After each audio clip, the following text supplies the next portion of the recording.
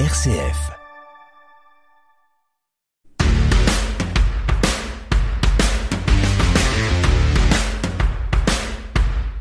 Bienvenue dans Merci ça s'entend,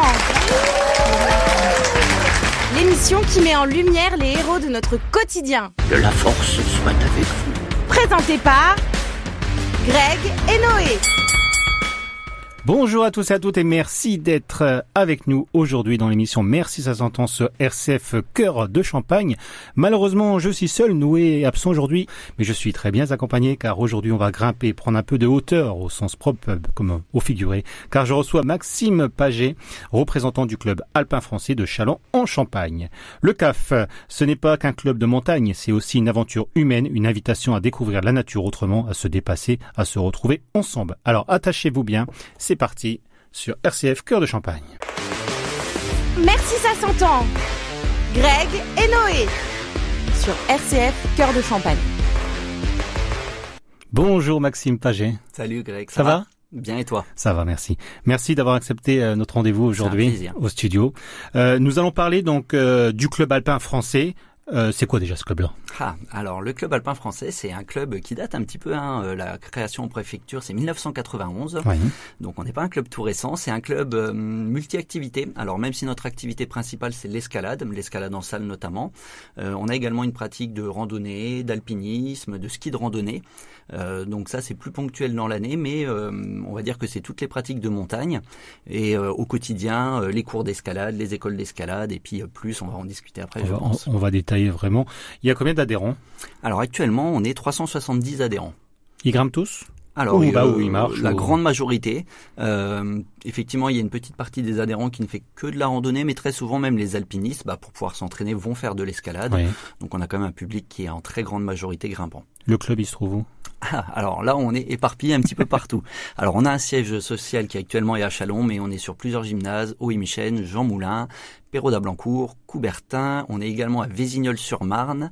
On est également à Haut-Simon. Et j'en ai peut-être oublié parce qu'on a vraiment beaucoup de lieux de pratique. Où il y a des murs d'escalade, quoi. Exactement. Partout où il y a un mur, on essaye de se placer. Et sur Châlons, quel est le meilleur mur là? Sur Châlons, on est beaucoup sur la pratique de Jean Moulin et d'Haut-et-Michel. Ouais. Tout simplement parce qu'on a aussi des partenariats avec ces collèges et lycées puisqu'on a des sections escalade. Ah oui.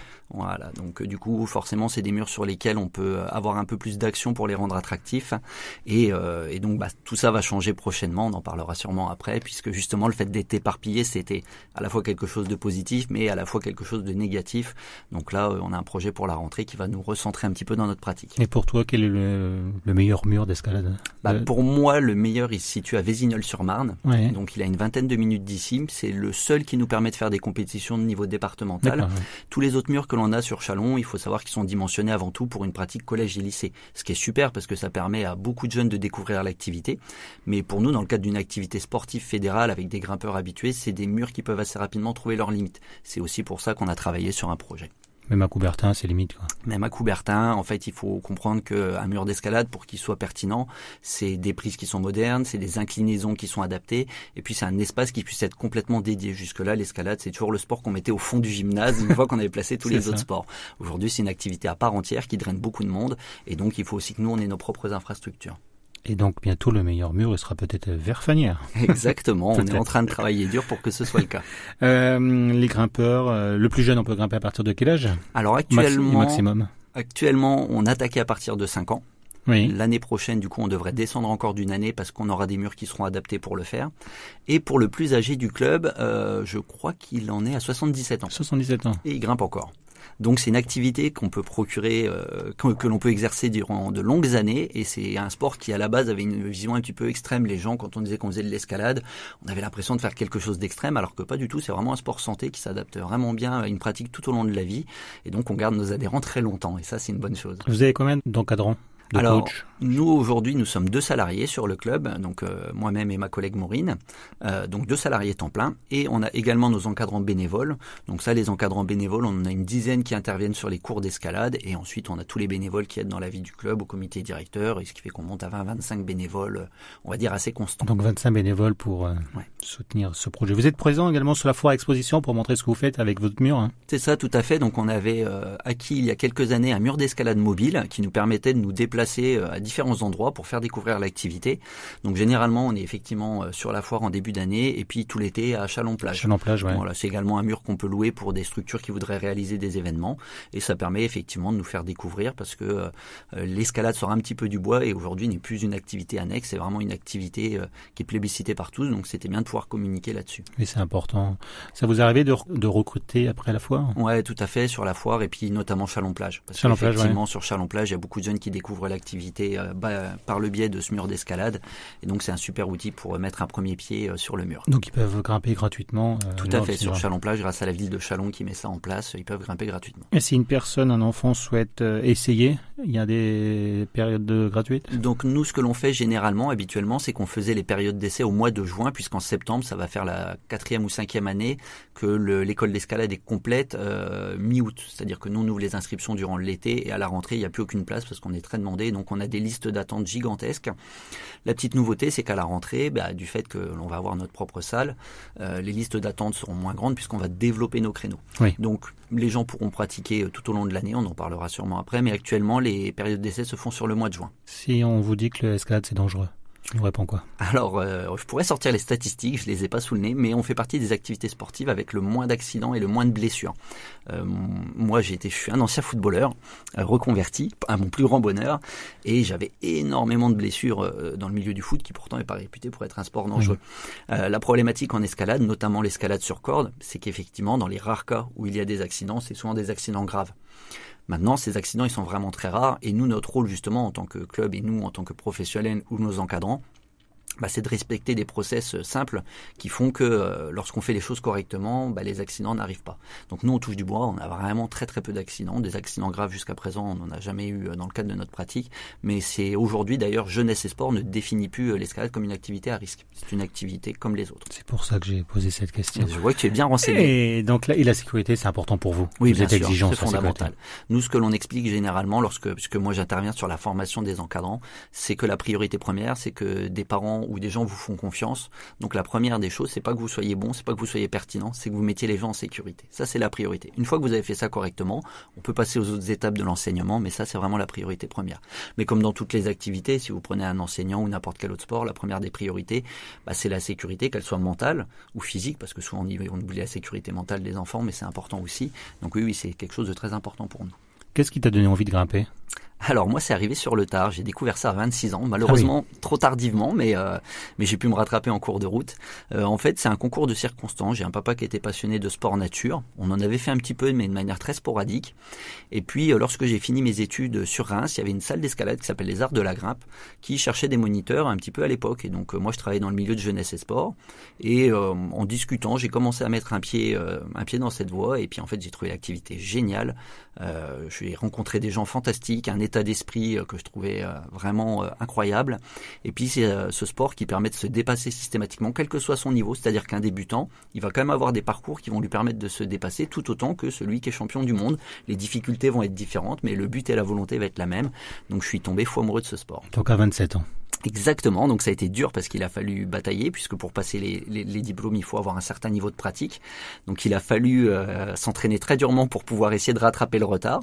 Je continue d'ailleurs à batailler pour essayer de le rattraper, mais voilà, aujourd'hui j'ai pu passer ces diplômes et vivre de l'activité. Et du coup, c'est une vraie fierté pour moi de pouvoir le faire. Et du coup, maintenant, tu as des enfants ? Oui, exactement. Et je suppose qu'ils grimpent ? Et oui, alors le débat de savoir si je les ai forcés ou non, on peut le poser, mais a priori c'est pas le cas. Elles sont totalement libres, je vous rassure. C'est des passionnés aussi pour l'instant. Après, elles sont totalement libres et le but c'est d'arriver à trouver l'équilibre parce que je suis également leur entraîneur. Et du coup, être à la fois papa et entraîneur, c'est pas toujours facile. Donc, j'essaie de beaucoup me questionner par rapport à tout ça, d'essayer de mettre le plaisir au centre de la pratique. Et c'est pas tous les jours évident, mais en tout cas, c'est un challenge qui est passionnant. Et la maman grimpe aussi. Et la maman grimpe aussi. C'est une histoire de famille. Alors, il faut savoir que l'escalade, c'est un sport qui est très familial. On a beaucoup de familles dans le club. Et généralement, quand il y a un membre de la famille qui met un pied dans l'activité, il a tendance à emmener tout le monde avec lui.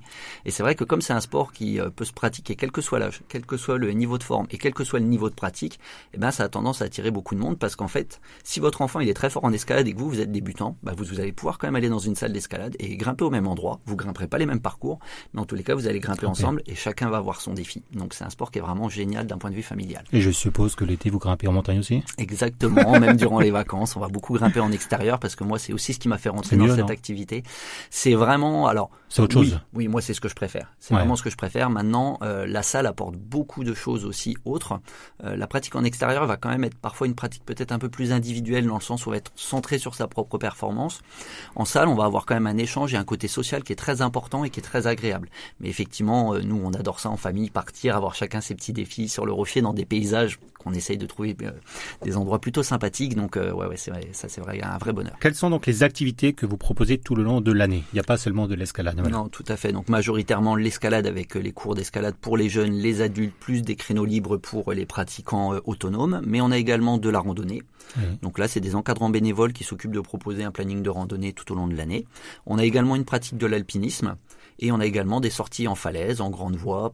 Parfois, ça peut arriver un petit peu moins ces dernières années, mais il y avait aussi un petit peu de ski de randonnée. Donc, on essaye de toucher à toutes les pratiques de la montagne. Est-ce que vous organisez des sorties en montagne, donc avec les jeunes ? Oui, alors nous, on a un stage traditionnellement tous les ans. Alors malheureusement, ce stage, on peut pas l'ouvrir à l'ensemble de nos adhérents parce que ça nécessite pas mal d'encadrement. Donc on a des jeunes chez nous qui sont en situation d'entraînement, qu'on appelle le groupe Espoir. Donc ça, c'est des jeunes qui vont s'entraîner entre 10 et 14 heures par semaine. Et donc durant l'été, tous les ans, on part réaliser des compétitions en montagne du côté de l'Argentière-l'ABC, avec une compétition qui s'appelle notamment le tout à bloc. Et donc on passe 15 jours en montagne à alterner entre compétition sur mur d'escalade artificielle et grimpe sur le caillou en extérieur. Donc à terme, on espère qu'on arrivera à développer ce type de stage pour plus de jeunes, mais pour l'instant, c'est quelque chose qu'on propose à une quinzaine de nos jeunes. Niveau sécurité, pareil, vous êtes exigeant avant de monter en montagne. Ouais, c'est bien sûr, encore pire, je pense. Oui. Alors là, nous, la pratique que l'on fait le plus au club, c'est une pratique dite de bloc. Il faut savoir qu'on a 3 activités principales en escalade. Il y a la vitesse, dont les gens parlent beaucoup. C'est les grimpeurs qui grimpent très très vite sur le mur. Donc ça, souvent, ça marque les gens parce que c'est assez impressionnant. Nous, c'est une activité qui est très peu pratiquée. Ensuite, on va avoir l'escalade de difficulté. C'est celle que les gens connaissent le plus, que vous avez peut-être pratiquée au collège ou au lycée avec une corde, un baudrier et puis un collègue qui vous assure. Et nous, ce que l'on pratique en majorité avec les jeunes du club, c'est l'escalade de bloc. Donc là, c'est une activité qui s'est beaucoup développée les dernières années. On évolue sur des murs qui font jusqu'à 4,50 m de hauteur et la réception se fait sur des gros tapis. Et donc l'énorme intérêt, c'est que c'est une pratique qui est très ludique, qui ne nécessite pas de maîtrise de l'assurage, juste d'apprendre à chuter correctement. Et du coup, ça marche très bien au niveau des jeunes parce qu'il y a beaucoup aussi d'aspect social du fait que on grimpe, on peut discuter. Et donc en extérieur, on va retrouver les mêmes 3 types de pratiques. Sauf la vitesse, parce que il y a très peu de gens, voire ça n'existe plus du tout, ça existait historiquement, qui font de l'escalade de vitesse en extérieur. Mais nous, on va les faire du bloc en extérieur, donc on va grimper des gros cailloux dans la nature. Ouais. Et ça, c'est génial. Quels sont les projets du club, à part le gros projet en avant ? Vous avez des projets là ? Alors, le projet du club, effectivement, principal, ça va être la salle. Donc ça, on en parlera tout à l'heure, je pense. Mais actuellement, là, on est quand même très focalisé sur ce projet-là. Ouais, j'imagine. Donc on va avoir notre stage cet été. On a encore quelques compétitions qui sont en cours. Là, on a nos jeunes qui vont participer au championnat de France d'ici une quinzaine de jours. On a les championnats régionaux ce week-end. Donc il nous reste quelques compétitions importantes à valider. Et puis ensuite, va passer l'été et puis les randonnées, les sorties alpinisme. Au niveau des encadrants bénévoles. Y a-t-il des partenariats avec les écoles, les institutions, les associations Donc les 2 principaux partenariats que l'on a, c'est avec le collège Jean Moulin et le lycée Oé-Michel. Donc on a des sections escalade en partenariat avec ces établissements, ce qui nous permet de faire en sorte que nos jeunes en situation d'entraînement, ils puissent avoir des heures qui sont intégrées dans leur emploi du temps scolaire. Donc ça, c'est nos 2 principaux partenariats avec les établissements scolaires. Est-ce que vous travaillez avec d'autres clubs alpins de la région Alors avec des clubs alpins très peu dans la région. Par contre, il faut savoir qu'il y a 2 fédérations d'escalade. Nous, on est affiliés aux 2 fédérations. Donc il y en a une autre qui s'appelle la Fédération française de la montagne et de l'escalade. Et donc c'est une fédération avec laquelle on est habitué à travailler, notamment sur les compétitions. Et il faut savoir qu'il y a un très bon état d'esprit dans les clubs au niveau de l'escalade. Donc en fait, on n'est pas du tout dans un esprit concurrentiel. On est plutôt dans un esprit de partage parce que finalement, on n'est jamais les uns contre les autres. C'est nous contre le mur. Et donc ça fait qu'on a une très bonne entente avec les autres clubs du département. Jeux Olympiques, vous êtes représenté, je ne me rappelle plus. L'escalade, oui, on y est depuis Tokyo. Ouais. On y était à nouveau à Paris. Et donc là, on va y être également à Los Angeles. Et la petite particularité, c'est que comme c'était un sport nouveau, au début, on a commencé avec une seule médaille. Ouais. À Paris, nous avions 2 médailles. Et là, à Los Angeles, comme ça marche très bien et qu'il y a un super retour, on va avoir 3 médailles disponibles. 3 médailles. Ouais. Donc ça veut dire qu'on continue un petit peu notre ascension et que, les instances apprécient l'activité en tous les cas. Je vous aurais reçu, il y a 2 ans, je vous aurais demandé c'était quoi votre rêve, vous m'aurez dit quoi ? On est peut-être en train de le réaliser. Alors d'un point de vue professionnel, effectivement, c'était d'avoir notre propre salle parce que d'une, c'est un espace de liberté, mais de deux, ça va nous permettre de développer la pratique, de la proposer à tous et surtout d'avoir une vraie augmentation dans la qualité de ce qu'on va proposer. Et donc du coup, le département de la Marne a eu un projet avec la mairie de Fagnières de créer un nouveau gymnase à côté de la piscine Unicité de Fagnières. Exactement. Et donc il y avait un autre gymnase de disponible, soit qui tombait, soit qui était en vente. C'est ça, exactement. Donc ça faisait un moment qu'on cherchait un local. Il faut savoir qu'au changement de présidence, avec notre nouveau président Ludovic Zaluski, on s'était déjà questionné sur ce projet-là. Mais ce projet-là, pour qu'il puisse être viable, il faut trouver le bon endroit, le bon bâtiment, qui soit bien dimensionné, au bon tarif, parce que nous, en tant qu'association, ça reste un investissement conséquent. Et donc ça a été un petit peu un chemin de croix pour pouvoir trouver ce gymnase. Et donc effectivement, lorsqu'on a appris qu'il y avait l'ancien gymnase du coup de Louis Grignon qui allait être vacant, on a tenté notre chance. On est venu présenter un projet à la mairie de Fagnières. Ils ont été très attentifs. On a réussi à leur faire comprendre, parce que c'était pas évident au début de vouloir se positionner en tant que club. Nous, notre ambition, c'était d'avoir un projet, certes pour le club, mais aussi pour le territoire chalonnais. Et c'est comme ça qu'on se positionne et qu'on l'a présenté systématiquement. Notre but, ça va être vraiment d'apporter un petit plus sur le territoire chalonnais. C'est vous qui financez à 100% ou vous avez des partenariats? Non, on a des aides, on a la région qui nous soutient, d'ailleurs je profite de ce moment pour les remercier. Oui. On a la région, on a le département, on a la Fédération française des clubs alpins de montagne, on a également la Fondation Crédit Agricole qui nous aide, et puis là on est en train de travailler également avec l'ANS, donc on espère qu'ils pourront également soutenir ce projet. Donc du coup, vous étiez une association chalonnaise, c'est ça? Oui, tout à fait. On va rester une association chalonnaise puisqu'on est très content du partenariat avec la mairie de Châlons qui nous aide, elle, de manière continue. Donc c'était dans dans la discussion avec la mairie de Fagnières et on a de la chance d'avoir des élus qui s'entendent bien et qui pensent intelligemment et qui du coup se sont dit oui, effectivement, c'est un projet de territoire. Le club alpin de Châlons restera club alpin de Châlons même si nous serons domiciliés sur Fagnières. Donc le gymnase, tout est à refaire? Alors il y a beaucoup de travaux à faire. Maintenant, la chance que l'on a, c'est que les principales problématiques de gymnase, elles venaient du sol qui était fissuré. Oui. Nous, le sol, c'est pas quelque chose qui va nous intéresser puisqu'on n'a pas de pratique de ballon ou autre. Les murs vont être couverts de murs d'escalade et tout le reste, c'est nous qui allons faire les travaux avec des chantiers bénévoles notamment qui vont démarrer là dans les mois à venir. D'accord. Et donc, on va trouver quoi dans le gymnase? On va retrouver plusieurs choses. La première, une partie escalade, donc qui va être divisée en plusieurs zones. On va avoir un mur à cordes. On va avoir un espace donc de bloc qui va faire à peu près 100 mètres de linéaire sur 4,50 mètres de haut. Donc ça, c'est quelque chose qui va être intéressant parce que ça nous permettra d'organiser des compétitions jusqu'au niveau national. Donc on pourrait pourquoi pas envisager d'organiser des Coupes de France, par exemple. Ensuite, on va avoir une zone dédiée pour les enfants. On va avoir un mur adapté et dédié pour les enfants. On va avoir également des espaces qui pourront faciliter la pratique du handisport, puisque c'est quelque chose qui nous tient à cœur également. Et donc, on va essayer de développer au maximum cette activité. Et ça se passe comment ? Alors en fait, on va avoir des murs, et les murs vont avoir différentes inclinaisons. Oui. Plus le mur va pencher en arrière, plus il va potentiellement être difficile. Parce que malheureusement, on a une activité qui est soumise à la gravité. Oui. Ça, on peut pas faire autrement. Et donc, on va avoir des murs qui vont être plus ou moins inclinés en avant ou en arrière. Et ensuite, on aura des systèmes qui nous permettront d'alléger le poids des personnes lorsqu'ils grimpent. D'accord, ok. Voilà. Donc on va avoir également un espace entraînement, donc là plus pour les grimpeurs aguerris. On va avoir également un bar, puisque au-delà d'un équipement sportif, on voulait avoir un vrai lieu de vie. On voulait que les gens puissent venir, qu'ils soient pratiquants ou non, et qu'ils passent un bon moment à nos côtés. On va avoir également un petit espace boutique, et puis ensuite la partie vestiaire, stockage. Donc on va avoir 1000 mètres carrés de bâtiment. 1000 mètres carrés. Plus un terrain extérieur, ça c'était important pour nous aussi, c'était la cerise sur le gâteau, puisqu'on va avoir 1000 mètres carrés de terrain également autour du gymnase. Donc ça veut dire que lorsqu'il y aura les beaux jours, les gens pourront venir pratiquer, également profiter en étant un petit peu dehors. Donc juste devant la piscine, c'est ça le terrain? C'est ça, exactement. Ouais, c'est intéressant. Ouais, ça va être génial.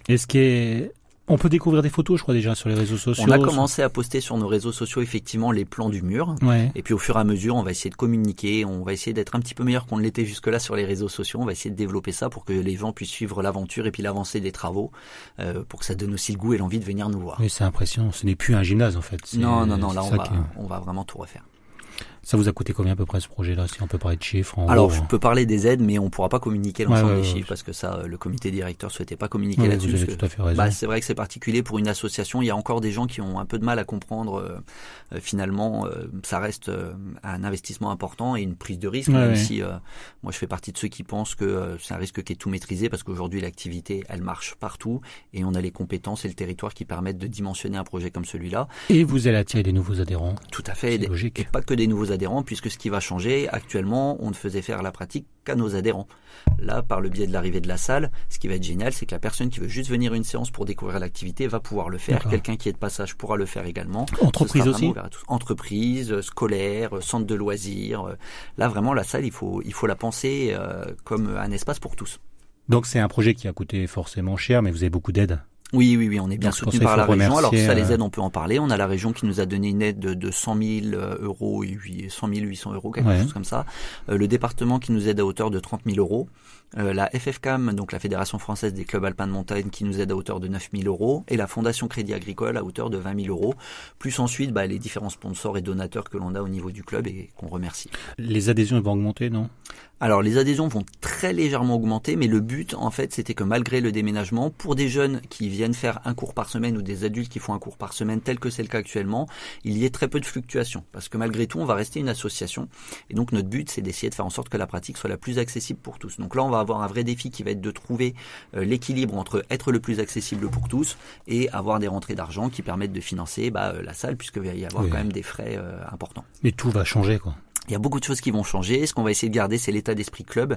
C'est-à-dire qu'on ne veut pas que cette salle, elle soit pensée comme un parc d'attractions. Nous, notre but, c'est de sensibiliser les gens à la pratique, que ce soit ludique, parce qu'on a une activité qui est très ludique. Mais avant tout, on se positionne en tant qu'association qui veut faire découvrir l'escalade et par la suite éventuellement la montagne. Donc il y a des choses qui vont changer, puisqu'effectivement, on va changer de dimensionnement. On était une grosse association. On est sûrement amené à devenir une très grosse association. Mais l'état d'esprit va rester le même. Il y a beaucoup de gymnases comme ça en France ? Non, très peu en tous les cas gérés par une association. Actuellement, les plus connus sont Besançon, Valence, Millau, et je crois qu'on doit être 4 ou 5 associations à gérer des gymnases qui soient ouverts au public. Maintenant, c'est un modèle qui est très éprouvé au niveau du privé. Sur Reims, par exemple, il y a des salles privées, il y en a dans toutes les villes de France. Je crois que actuellement, j'ai peur de dire une bêtise, mais il me semble qu'on est à pas loin d'une vingtaine ou trentaine de salles qui s'ouvrent par an. Donc c'est un modèle qui est plus qu'éprouvé, mais dans le secteur privé. Donc nous, le but, c'était de dire, nous, en tant qu'association, on a les compétences professionnelles et techniques pour pouvoir faire des beaux projets, pourquoi pas nous ? Pour bien expliquer, ce n'est pas un gymnase comme vous connaissez, c'est pas un seul mur d'escalade, mais c'est des blocs dans tous les sens, au milieu, tout à fait, partout. Vous rentrerez, ça respirera escalade et donc le nom de la salle va être le refuge vertical. Et donc le but pour nous, merci, c'est gentil. Et donc le but pour nous, c'est que les gens, lorsqu'ils y viennent, qu'ils soient grimpeurs ou non, ils aient cette notion de refuge. On est dans une société qui est quand même très stressante, un petit peu oppressante pour certains. Et donc on voulait faire un lieu particulier où les gens se sentent bien et où il y a cette notion de refuge et cet aspect un petit peu montagne qui transpire. Donc on espère qu'on va réussir à le faire. Et votre objectif ? Notre objectif, alors septembre, normalement les travaux du mur vont se dérouler sur juillet. Là, il est acheté le bâtiment, là, ça y est. Le bâtiment est acheté, on récupère les clés le 30, là, donc ça arrive très bientôt. Normalement, l'ouverture est prévue pour septembre, donc on devrait être dans les temps. Ton plus grand rêve, ça serait quoi par rapport au refuge ? Alors mon plus grand rêve... Championnat de France ? Les championnats de France, les accueillir, on verra dans quelques années. Ça pourrait être un beau projet pour le territoire. Ça demande quand même une grosse expérience, donc il va falloir qu'on se fasse un petit peu la main. Moi, mon rêve, finalement, je le vis un petit peu. J'ai la chance de vivre de ma passion. C'est très prenant, très usant, mais tous les jours, quand je vais travailler, j'ai la chance de vivre de quelque chose qui me passionne réellement. Donc finalement, mon rêve, c'est ce qu'on vit actuellement, c'est de continuer à former des jeunes, à leur donner à la fois des billes pour bien réussir d'un point de vue humain, mais aussi de pouvoir s'épanouir pleinement sportivement. Et donc pourquoi pas dans quelques années sortir des grands champions, ce serait un plaisir. Il y a déjà eu là pour l'instant On a des jeunes qui performent bien. Aujourd'hui, on est club labellisé haut niveau depuis 4 ans, donc ça veut dire qu'on fait partie des 45 meilleurs clubs français. Et on a des jeunes qui performent dans les 10-20 meilleurs jeunes de leur catégorie. Donc aujourd'hui, on a à peu près une dizaine de jeunes qui évoluent dans l'élite au niveau de l'escalade. Ça te prend combien de temps pour toi personnellement l'escalade ? On ne parle pas de temps quand on parle de passion. On me dit souvent, c'est un petit peu comme toi, je suppose. On ne compte pas forcément les heures. Forcément, dans le milieu associatif, tous les gens qui travaillent et évoluent dans ces milieux-là savent qu'on n'est pas réellement à compter les heures. Mais c'est vrai que c'est très prenant parce que les déplacements en compétition, c'est souvent forcément lorsqu'on est au niveau national, on se déplace sur des grandes distances, les week-ends, il faut enchaîner la semaine. Donc ça prend énormément de temps, mais j'ai la chance d'avoir une famille qui me soutient dans ce projet-là. Donc, quel est ton plus beau souvenir ? En escalade ou en montagne ? En escalade déjà. Alors en escalade, notamment du site dont on parlait tout à l'heure, la Tralenta, c'est vrai que c'était rigolo parce que ayant commencé tardivement, quand je me suis positionné en face de ces cailloux en extérieur, je me suis dit mais comment on peut grimper ces choses-là, c'est pas possible. Et finalement, par le biais de beaucoup de travail et de beaucoup d'entraînement, j'ai pu réussir à grimper certains cailloux qui me paraissaient totalement irréalisables à la base, et ça avait été fait notamment en compagnie de ma femme et de mes filles qui étaient présentes, et donc c'était des aboutissements qui avaient pris plusieurs années, et j'avais pu vraiment savourer parce que finalement, lorsqu'on a une réussite immédiate, elle est pas aussi agréable que lorsque c'est une réussite qui a pris plusieurs années. Donc ça, c'était vraiment un très bon souvenir à la Tralenta. Un bloc qui s'appelait Haute Résolution. Voilà, parce que les cailloux ont des noms. On aime bien donner des petits noms aux cailloux. Ouais, on aime bien donner des petits noms aux cailloux. Donc, voilà. Et en montagne ? Alors en montagne, j'ai eu la chance il y a quelques années d'avoir mes témoins de mariage qui m'avaient offert une initiation à l'alpinisme, puisque moi du coup je pratique très peu l'alpinisme et c'est pas une pratique que je maîtrise forcément. Et donc ils m'avaient payé une session avec un guide en Haute-Maurienne. Et l'énorme chance que j'ai eue, c'est que lorsque le guide a vu que j'étais moniteur d'escalade, il a pensé que j'étais aguerri en alpinisme, ce qui n'était pas du tout le cas. Donc il m'a emmené dans une voie tout content en disant « Ah c'est génial, j'ai prévu d'ouvrir une nouvelle voie, donc d'aller ouvrir une voie qui n'avait jamais été faite encore. Comme t'es montagnard, on va y aller tous les deux. » Donc je me suis retrouvé à le suivre dans des aventures et j'ai eu du coup la chance de faire la première d'une ascension en alpinisme, alors que je suis pas très compétent dans le domaine. Moi j'ai plus servi de Sherpa à porter le matériel et à le suivre, mais du coup c'était une super expérience parce qu'on était dans des paysages magnifiques et que du coup j'ai pu sur un petit hold-up me retrouver dans des topos d'alpinisme alors que j'avais pas vocation à l'être. Donc un grand merci à lui, il s'appelle Victor, je sais pas s'il écoutera, mais un grand merci à lui parce que c'était une super expérience. Et ton rêve? Mon rêve, comme je l'ai dit, moi, sincèrement, de continuer à voir les jeunes s'épanouir, parce que moi, je suis quand même très porté sur la jeunesse. Je pense qu'il faut penser à demain et que demain, ça passera par les jeunes. Et donc, de continuer à voir les jeunes évoluer au sein du club, c'est quelque chose qui, moi, me tient à cœur. Donc, si on peut continuer à avoir et la salle qui fonctionne et les jeunes qui se développent d'un point de vue sportif et humain, finalement, mon rêve d'un point de vue professionnel, il aura été réalisé. Que dirais-tu à quelqu'un qui a peur de se lancer, qui a peur de grimper, qui a peur de la hauteur? Je lui expliquerai que la peur, c'est un sentiment qui est tout à fait naturel et que c'est même plutôt rassurant. C'est les gens qui n'ont pas du tout peur qui sont inquiétants.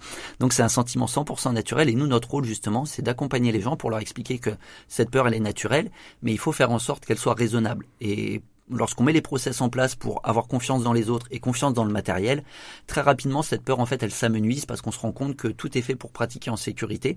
Donc, finalement, la plus grande peur pour moi au niveau des gens, c'est pas d'aller sur le mur, c'est de franchir les portes pour venir essayer l'activité. Oui.